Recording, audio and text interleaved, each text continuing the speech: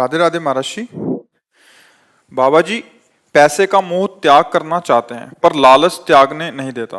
महाराज जी रास्ता दिखाएं, हम क्या करें कि पैसे का मोह ना रहे हमारे को। तुम्हारे अंदर ही थोड़ी है, सबके अंदर है। लोभ पास जेई गल न बंधाया, सो नर तुम समान रघुराया। जिसने धन की लोभ की फांसी अपने गले में ना डाली हो, वो केवल भगवान ही है, या जो भगवान को प्राप्त महापुरुष हैं। अन्यथा इसका बहुत बड़ा प्रभाव है। तीन ही खाई बहुत जोर की बनाई गई हैं, जो भगवत प्राप्ति नहीं होने देती, अपने में गिरा लेती हैं। पहली है कंचन, दूसरी है कामिनी, तीसरी है कीर्ति। तो कंचन के अंतर्गत ही धन आता है। धन की वृत्ति इसलिए हमें प्रिय लगती है कि उससे हमें भोग मिलते हैं। अगर धन से भोग न मिले तो धन का महत्व खत्म हो जाए। अब बताओ, 2000 के नोट एक बक्सा भर आपको दिए जाए, आपको लेने में अच्छा लगेगा क्या? क्योंकि पता है उसका महत्व खत्म हो चुका है। नहीं पता है ना। तो धन का महत्व क्यों है आपके अंदर? क्योंकि उससे भोग सामग्री मिलती है। मन चाहे हम खर्चा कर सकते हैं। खर्चा किस में? इंद्रियों के भोगों में। खा सकते हैं, देख सकते हैं, सुन सकते हैं, अच्छी विलासता से रह सकते हैं, क्योंकि अर्थ से इंद्रियजन्य भोगों की लालसा हुई। अच्छा, इंद्रियजन्य भोगों पर आते हैं। तो कौन सा ऐसा भोग है जिसको प्राप्त करने के बाद आप ये कह देंगे कि अब मुझे नहीं चाहिए? कोई भी आप विचार करके बताइए जिसके प्राप्त हो जाने पर आप ये कह दें कि अब कछुनाथ न चाहे मुझे। ऐसा एक भी भोग नहीं है। महाराज ययाति चक्रवर्ती सम्राट शुक्राचार्य जी की पुत्री बहुत ही सुंदर देवयानी जी, पत्नी रूप में प्राप्त किया, खूब विषय सेवन किया। फिर आगे घटना घटी तो उनके बुढ़ापे की दूरी के लिए वरदान मिला कि आप अपने किसी पुत्र की जवानी ले सकते हैं। तो उन्होंने अपने पुत्र का यौवन लेकर फिर भोगा, हाथ कुछ नहीं लगा। तब उन्होंने ये लिखा कि भगवान से विमुख पुरुष की संपूर्ण संसार की सुंदरियां जौ धान्य भोग सामग्री दे दी जाए तो भी उसको तृप्ति नहीं होगी। फाइनल में बड़े बड़े महापुरुषों ने देखा, भोगों में कभी शांति नहीं है, त्यागात शांति अनंतरम। भोगों के त्याग से शांति है। अब मन इतना मलिन है कि ये समझाने में समझ में नहीं आता। लगता है हम भोग रहे हैं, उसमें आनंद मिल रहा है, आप कह रहे हो कि मिल नहीं रहा। तो जब शराब आदमी पीता है, नाली में पड़ा होता है, तो उसको दुख थोड़ी होता है। उसको ऐसा लगता है जैसे बादशाह है, उसको कोई परेशानी नहीं है। नाली में पड़ा है, उठने की हिम्मत नहीं, परमानंद, लेकिन असल में परमानंद का भी अनुभव नहीं हुआ। तो यदि हम भगवान के आश्रित होकर के नाम जप करें और नाम में हमारी महत्व बुद्धि हो जाए जैसे धन में होती है, तो आप इस लोक में भी सुखी हो जाएंगे और परलोक में भी सुखी हो जाएंगे। नाम जप नहीं है तो ये धोखेबाज माया हमको ऐसे ही फंसाकर पूरा जीवन नष्ट कर देती है। कहीं सुख नहीं है, कहीं सुख नहीं। कई बार हम इस बात को विस्तृत करके बताना चाहते हैं कि अपने लोग भ्रम में फंस गए हैं, भ्रम में। एक कुत्ता हड्डी को पा गया तो दूसरे कुत्ते ने देखा तो उससे बचने के लिए एकांत में भागा और जाकर खूब हड्डी को चबा रहा है। उसी के गलफरों से खून निकल रहा है और उसको बड़ा मजा आ रहा है कि हड्डी में स्वाद है। ठीक ऐसे ही हमारे मन की दशा है। हमारी ही जीवनी शक्ति नष्ट होती है और हमें बड़ा मजा आ रहा है, हमें बड़ा सुख मिल रहा है। हर इंद्रिय हमको अपना गुलाम बनाती चली जा रही है, हमारा नाश करती चली जा रही है। नए नए बच्चे ड्रग्स, भांग, चरस, गांजा, शराब, अफीम अपने जीवन को नष्ट करते जा रहे हैं। उनको लग रहा बड़ा मजा आ रहा है। व्यभिचार, उनको लग रहा बड़ा मजा आ रहा है। तो बुद्धि हमारी खराब हो चुकी है। जब तक बुद्धि शुद्ध नहीं होगी तब तक बात नहीं बनेगी। और बुद्धि शुद्ध होने का एक उपाय रह गया है। और भी उपाय साधनाएं हैं पर कलयुग है, नहीं कर सकते आप। एक उपाय है, जैसे बने भगवान का नाम लेना शुरू कर दो। राधा राधा, कृष्ण कृष्ण, राम राम, हरि हरि, जो नाम प्रिय हो। ये अपवित्र पवित्रो वा सर्वावस्थांगतो पिवा, यह स्मरेत पुंडरीकाक्षम सवायाभ्यंतरा शुचि।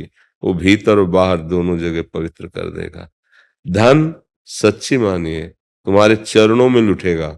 यदि तुम धनाध्यक्ष कुबेर जिनके चरण सेवक हैं, लक्ष्मी जिनकी चरण चापती हैं, उन भगवान का आश्रय ले लो। पर ये जल्दी समझ में नहीं आता, माया के कारण लगता है भाई करना तो पड़ेगा ही, भगवान के आश्रय से क्या होगा, राम राम कहने सब काम बन जाएगा क्या? सच्ची सब काम बन जाएगा। विश्वास नहीं है, सब बन जाएगा। सब व्यवस्था अनंत ब्रह्मांडों की वो करते हैं, आपकी भी कर्मानुसार आपको कर रहे हैं। पर यदि नाम जपने लगेंगे तो फिर कर्मानुसार नहीं होगी, फिर पक्षपात हो जाएगा, फिर भगवान पक्षपात कर लेते हैं। सुदामा जी के भाग्य में लिखा था 6 श्री, लक्ष्मी का नाश, दरिद्रता। और जब भगवान ने उनके प्रेम भरे तंदुल पाए तो उनका भाग्य बदल गया, लिख गया यक्ष श्री। यक्ष कुबेर, कुबेर की भी संपत्ति लघु हो जाए ऐसे धनवान। सुदामापुरी का निर्माण हो गया। तो विधाता ने पूछा उनसे कि प्रभु इनके तो भाग्य में हमने 6 श्री लिखा था, अब यक्ष श्री कैसे हो गया? पक्षपात देखो। तो भगवान ने कहा इन्होंने बहुत बड़ा भंडारा कर दिया। तो कब प्रभु खाने को तो है नहीं, भंडारा क्या कर दिया? बोले जब हमने तंदुल पाए ना तो हमारे रोम रोम में कोटि कोटि ब्रह्मांड वास करते हैं। तो जब मैं तृप्त हुआ तो करोड़ों ब्रह्मांड तृप्त हो गए। तो करोड़ों ब्रह्मांडों के भंडारे का जो फल है लिख दो उसके भाग्य में। भगवान के आगे किसी चलती है क्या? यक्ष श्री, यक्ष श्री। हम समझ नहीं पाते, बस ऐसा लगता है कि शास्त्रों में लिखा है वो सत्य बात है कि नहीं, अक्षरशः सत्य है। शास्त्र में जो लिखा है अक्षरशः सत्य है। एक बार मार्कंडेय जी के जो पिता थे मृकंड ऋषि, उन्होंने देखा, बड़े ज्योतिषाचार्य थे, कि पुत्र की आयु की तो 5 साल की आयु थी, बस फिर खत्म। और बड़े चिंतित हुए कि इतने तपस्या के बाद तो पुत्र हुआ, वो भी 5 साल जीवित रहेगा। अब इसके हम भाग्य को कैसे पलट सकते हैं? जो विधना ने लिख दिया, 6ठी राव के अंक, राई घटे न तिल बढ़े, रहुरे जीव निशंक। तो उन्होंने एक उपाय, जितने संत भगवान आते गंगा स्नान करने, सबको साष्टांग दंडवत करो, ये शिक्षा दे दी। तो गुप्त रूप से भ्रमण करते थे बड़े बड़े महापुरुष। तो सनक सनंदन सनातन सनत कुमार चारों ब्रह्म ऋषि गुप्त रूप में भ्रमण कर रहे थे। तो जब बच्चे ने प्रणाम किया तो उनका चिरंजीवी भव, बस पकड़ लिया। मरकंड ऋषि ने कहा प्रभु आपने गलत कह दिया, ये तो अभागी है, 5 वर्ष में मरने वाला है, आपने इसे चिरंजीवी कह दिया। तो उनका कह दिया तो कह दिया, अब तो चिरंजीवी होगा। कैसे होगा? बोले वो हम विधान बनाएंगे। तो भगवान शंकर का नाम और उनका आश्रय, ये उपदेश किया सनकादि ने, कहा निरंतर जपो। जब उनका मृत्यु का समय आया तो सनकादि वहीं उपस्थित थे और शिवलिंग के पास मार्कंडेय जी को बैठाला और कहा आलिंगन करो इनका, और जो कह रहे हैं वो जप करो। तो नाम दिया, मंत्र दिया, जप करे। मृत्यु आई, हिम्मत नहीं हुई कि अंदर प्रवेश कर सके, क्योंकि सनकादि निरंतर भजन पर आए। तो स्वयं मृत्यु ने भगवान शंकर का स्मरण किया कि आपका ही सब बनाया हुआ खेल है और आपकी शरण में है और आपके जन रक्षा कर रहे हैं और मेरा टाइम है इसको ले जाने का, अब आप आदेश कीजिए। तो भगवान शंकर प्रकट हो गए और उनका समस्या क्या है? बोले इसकी आयु खत्म है, 5 वर्ष की है। बोले मेरी 5 वर्ष की आयु से जोड़ लो इसको, और कुछ नहीं बदलना, मेरी 5। ओ अनादि अनंत महिमा से, जितना ब्रह्मा की आयु होती है ना भगवान की, ऐसे होती है निमिष, इतने। ब्रह्मा की आयु पूरी इतनी। ब्रह्मा का समय जानते हो? एक कमल की पंखुड़ी ब्रह्मलोक में लेके ऐसे सुई से छेदी जाए, यहाँ का 1 वर्ष पूरा हो गया। और ऐसे ब्रह्मा की पूरी दिव्य 100 वर्ष की आयु भगवान का निमिष है, आज भी है मार्कंडेय जी। हम लोग कथा केवल सुनते हैं, कहते हैं, पर विश्वास नहीं करते भगवान पर। भगवान पर विश्वास करें। धन में सुख नहीं है, पक्का मान लो। आप बताओ कितना मिल जाए तो आप सुखी हो जाएंगे? जितना आप सोचेंगे उससे कई गुना किसी के पास है। तुम तो मतलब अपने ही दुख को जानते होगे। अपने लोग सबकी बातें जानते हैं क्योंकि सब मिलते हैं आकर के। ऐसे ऐसे हैं कि वो खुद नहीं जानते उनके पास कितना धन है, इतने धनी है, पर कितने परेशान हैं। अगर वो बात आपके सामने रखें तो आप आनंदित हो जाएंगे कि यार हम बड़े सुखी हैं। जब तक भगवान का आश्रय नहीं, भगवान का भजन नहीं, तो शांति नहीं मिल सकती। देखो, बहुत अच्छे से समझ लो, इंद्र के समान किसी के पास ऐश्वर्य, वैभव, सुख सामग्री है ही नहीं। ऐसी अप्सराएं जो उतर जाए ना मृत्यु लोक में, तो प्राण निकल जाए, देख के प्राण निकल जाए। बड़े बड़े ऋषियों को क्षोभ हो गया और वो ब्रह्मचर्यहीन हो गए देख के। ऐसी सुंदरियां हैं, ऐसी सुंदरियां, ऐसा ऐश्वर्य, ऐसा पद, ऐसी में उसको भी शांति नहीं है। देवराज इंद्र को भी शांति नहीं है। वो भी विषयों से लालायित रहते हैं। अप्सराओं को छोड़कर एक ब्रह्म ऋषि की, एक महात्मा की कुटिया में जाके गलत आचरण करते हैं। सुना होगा अहिल्या प्रसंग। क्या है ये? क्या है? समझो, जरा विचार करके देखो, तुम क्या चाहते हो? उनके पास क्या कमी है? इसका मतलब चाहतों की पूर्ति नहीं हो सकती। बिना भगवान का भजन किए, भगवान का आश्रय लिए, कहीं कोई भी संतुष्ट नहीं है, चाहे जितने बड़ा पदाधिकारी हो विश्व ब्रह्मांड में कोई। इसलिए जैसी परिस्थिति दी है भगवान ने, उसमें राजी रहना सीखो। जो दुख सुख है उसे भोगना सीखो, हिम्मत से लड़ना सीखो, और राधा राधा राधा राधा। तो ये जन्म आपका जो भी दुख सुख से लिखा हुआ है, भोग लो, आगे बढ़िया निर्मल हो जाओगे, एकदम हंस हो जाओगे, परम हंस हो जाओगे, भगवदानंद में डूब जाओगे। सत्य विषय यही है। और जादू टोना हो, जंतर मंत्र बंधवाना हो तो बहुत जगह है। बिना भगवान का आश्रय लिए कोई सुखी नहीं हो सकता। और आप भागे घूम रहे हो इधर उधर की, कोई जंतुर बांध दे, कोई कुछ। अरे आधा घंटा बैठकर रामायण पढ़ो, आधा घंटा बैठ के कीर्तन करो, रो रो के भगवान से प्रार्थना करो। अगर बदल न जाए सिस्टम तो हमें बता देना। मतलब ये हम बहाबूदी नहीं बता रहे हैं, अहंकार मत समझना। खाने को नहीं था हमारे, भिक्षुक थे। 1 रुपया, 1 रुपया जिसे कहते हैं ना, वो हमारे पास नहीं था, क्योंकि त्याग वैराग्य से रहते थे। एक व्यक्ति पानी देने वाला नहीं था, क्योंकि बाबा जी से कौन प्यार करेगा? किडनी फेलियर आदमी। और जब जरूरत पड़ी तो देखो मालिक की व्यवस्था देखो कैसे। ऐसे कभी किया नहीं, कभी करेंगे नहीं।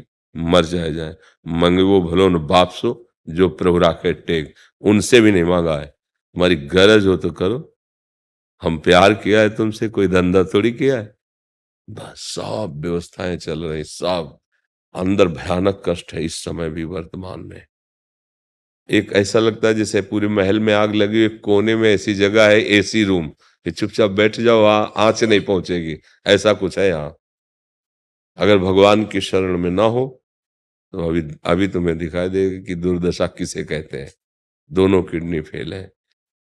तो जो हमारा बचपन से हमने किसी जीव को ऐसे कष्ट नहीं दिया होगा, तब ये कष्ट है हिसाब में हमारे। तो तुम्हारा हिसाब कितना जमा होगा, तुम्हारी हालत क्या होगी, विचार करके देखो। अब ये कि हमारा आखिरी रजिस्टर है, खेल खत्म।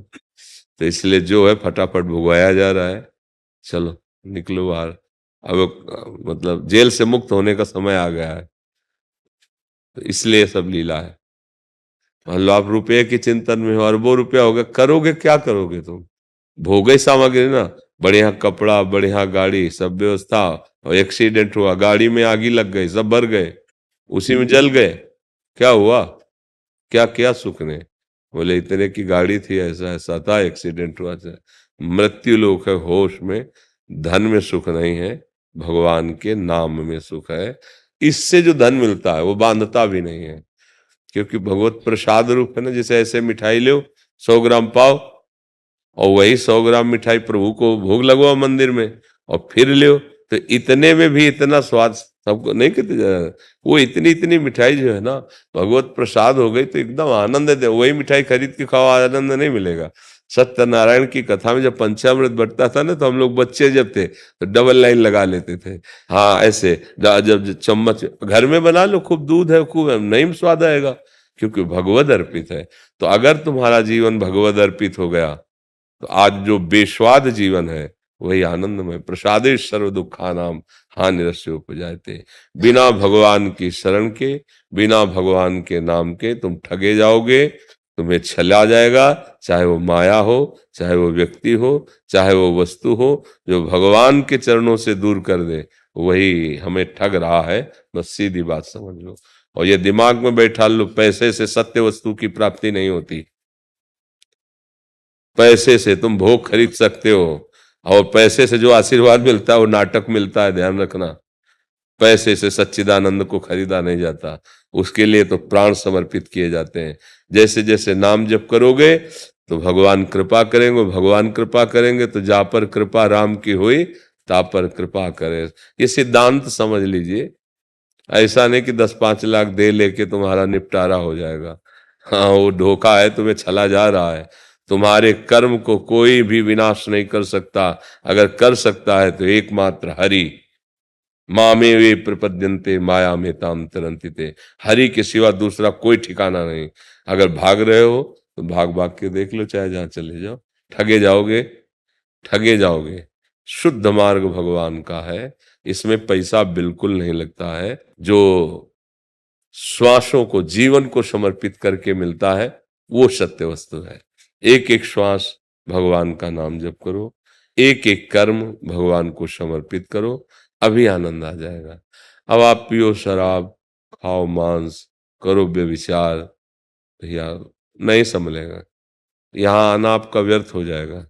यहाँ की बात रंग नहीं लाएगी। और अगर मान गए, गंदे आचरण छोड़ दिए तो किसी से आशीर्वाद मांगने की जरूरत ही नहीं पड़ेगी। तुम खुद इतने प्रवीण और बलवान हो जाओगे कि दूसरों को संभाल लोगे। अपनी बात क्या है। तो ये बात समझो, सत्य वस्तु श्री भगवान है।